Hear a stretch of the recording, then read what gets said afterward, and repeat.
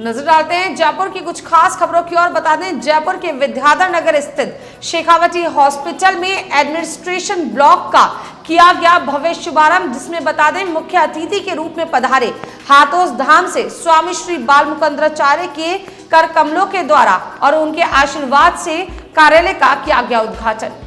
आज जयपुर के विद्याधर नगर स्थित शेखावटी अस्पताल में एडमिनिस्ट्रेशन ब्लॉक का किया गया भव्य उद्घाटन।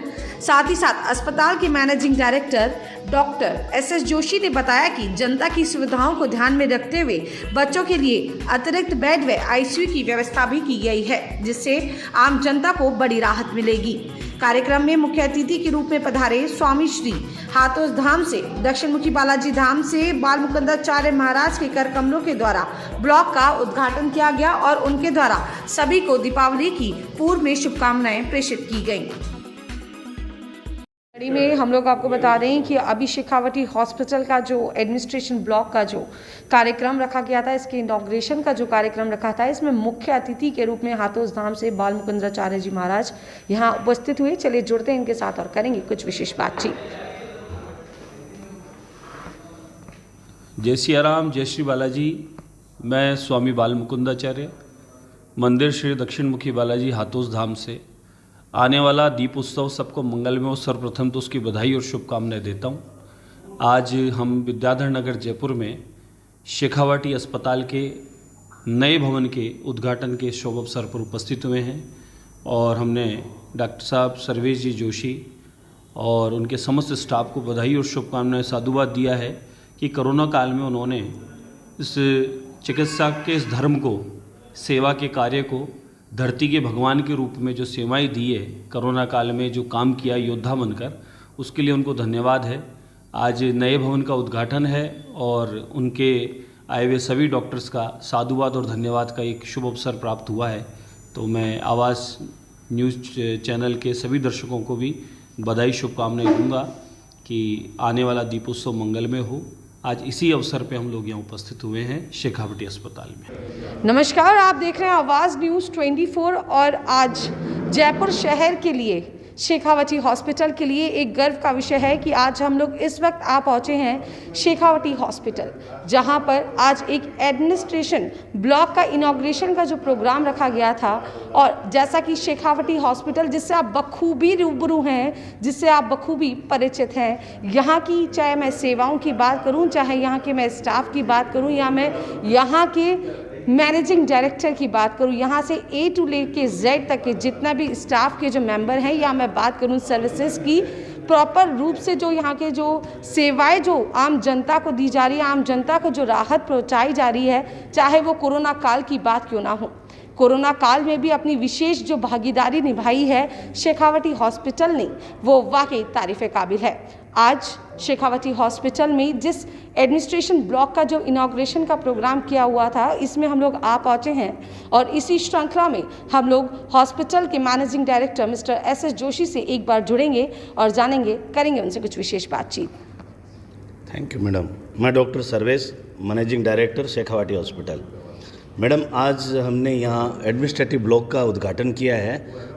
बालमुकुंदाचार्य जी महाराज का सानिध्य प्राप्त हुआ है। कोरोना काल में ही मैंने ये महसूस किया कि हॉस्पिटल को और इक्विप्ड करने की ज़रूरत है। तो इस क्रम में हमने 30 बेड की नई आईसीयू बनाई, डायलिसिस यूनिट बनाई, क्योंकि कोरोना काल में गवर्नमेंट सेक्टर में भी डायलिसिस नहीं हो रही थी। तो हमने नई डायलिसिस यूनिट बनाई 6 बेड की।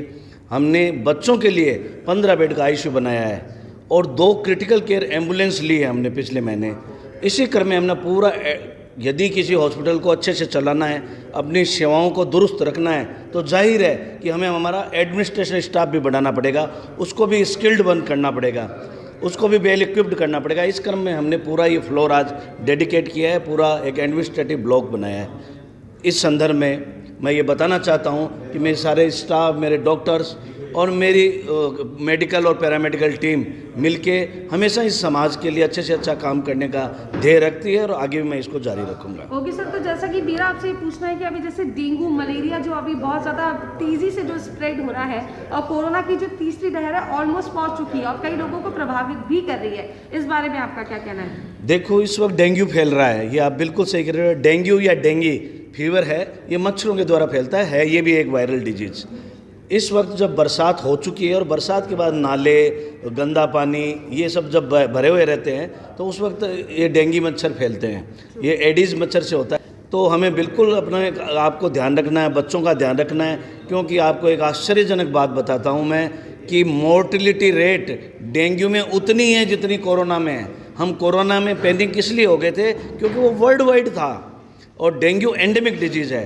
डेंगू थोड़े क्षेत्र में फैल रखा है, इसलिए वो मोर्टिलिटी कम लगती है, वरना 100 में से 2 इसमें भी मरते हैं।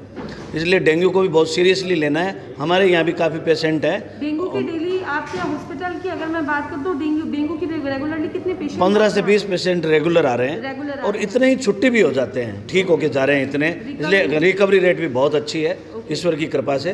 तो हमें इसके लिए बहुत ज़्यादा घबराने की ज़रूरत नहीं है। हाँ, हमें हमारे बच्चों को फुल बाजू के कपड़े पहन के बाहर छोड़ना है। हमें पानी, नाले, जो जहाँ पर भी मच्छर इकट्ठे हो सकते हैं, उनके लार्वा इकट्ठे हो सकते हैं, उनको बचाना है।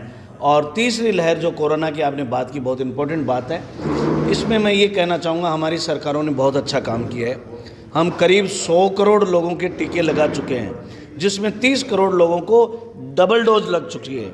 इसलिए मुझे नहीं लगता कि कोरोना के लिए हमें बहुत ज़्यादा चिंतित होना है, क्योंकि कोरोना यदि आएगा भी तो इतना माइल्ड होगा कि इतनी मोर्टिलिटी नहीं होगी, मेरा ऐसा सोचना है।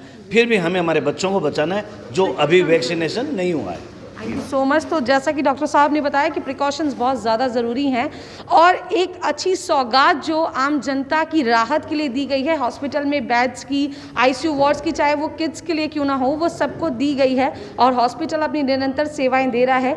इसी कड़ी में दिखाएंगे आपको आगे की हमारी विशेष बातचीत महाबालेश्वर या फिर मैं बात करूँ हाथोस धाम के बाल मुकुंदाचार्य महाराज से।